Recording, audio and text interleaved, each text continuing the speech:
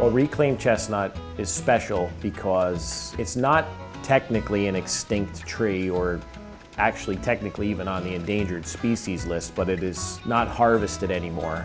The earlier settlers to the country used to profess that the chestnut trees were like 6 to 8 to even 10 feet in diameter, which for an eastern tree is exceptionally large.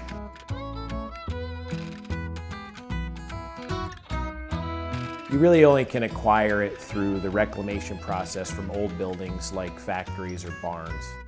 It comes in looking real weathered. You'll have holes in it where there once was a fastener, like a nail or a spike.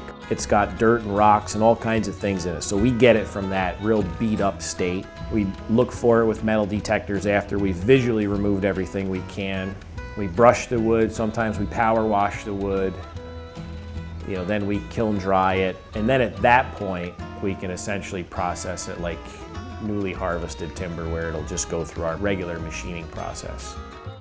You're getting something that was, in the most recent, put up in the early 1900s. So you're looking at 200-year-old wood plus generally. The fact that you can get a second use out of it speaks to how durable and strong and resistant to rot and decay it is.